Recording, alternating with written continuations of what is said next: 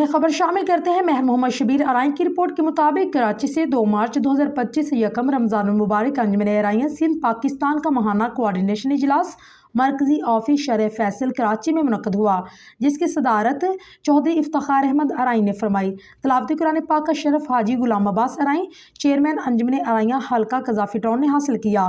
General secretary حاجی نصیر احمد ارائیں نے agenda پیش کرتے ہوئے ریاض احمد ارائیں فنانس سیکرٹری کو پچھلے اجلاس کی کارروائی پڑھ کر سنانے کا حکم صادر فرمایا۔ اس ماہانہ کوارڈینیشن اجلاس میں ڈپٹی جنرل سیکرٹری شاہد ندیم ارائیں، انفارمیشن سیکرٹری میاں شفاق مجید ارائیں، وائس چیئرمین ارائیں دسترخوان لیاقت علی ارائیں، سوشل سیکرٹری رضوان شاہد ارائیں، میڈیا کوارڈینیٹر محمد انور جوید ارائیں، ممبر ایگزیکٹو چودھری فضل حق ارائیں، ممبر ایگزیکٹو محمد اقبال ارائیں، ممبر ایگزیکٹو محمد شاہد ارائیں، انجمن ارائیاں سندھ پاکستان نے شرکت کی۔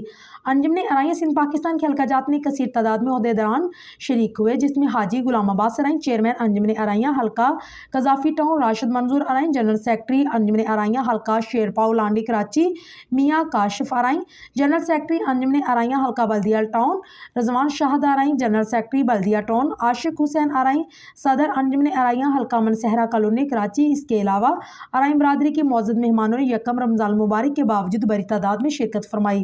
تمام حلقہ جات کے صدر اور جنرل سیکرٹریز نے اپنے اپنے حلقہ جات میں چلنے والے فلاحی کاموں کی رپورٹ پیش کی اور معاملات کو جنرل سیکرٹری اور صدر انجمن ارائیاں سندھ پاکستان کے بالغور سننے کے بعد اپنی ہدایت جاری کی۔ رمضان المبارک میں زیادہ سے زیادہ زکوٰۃ فنڈ اکٹھا کرنے اور مستحق افراد کے لیے سہولت مہیا کرنے پر زور دیا گیا۔ ارائیں دسترخوان پر راشن بیگ کی تیاری جاری ہے، جلد انجمن ارائیاں کے حلقہ جات کے ذریعے مستحق فیملیز میں تقسیم کر دیا جائے گا۔ انجمن ارائیاں سندھ پاکستان کے صدر جنرل سیکرٹری نے کراچی سمیت صوبہ بھر میں فلاحی کاموں کے حوالے سے اطمینان کا اظہار کیا۔ صدر چودھری افتخار احمد ارائیں اور جنرل سیکرٹری نے اعلان کیا کہ انشاءاللہ عید الفطر کے بعد جلد ہی ایک بڑا پروگرام عید ملن پارٹی کے حوالے سے رکھا جائے گا، جس میں کم از کم 1000 افراد شامل ہونے کی توقع ہے۔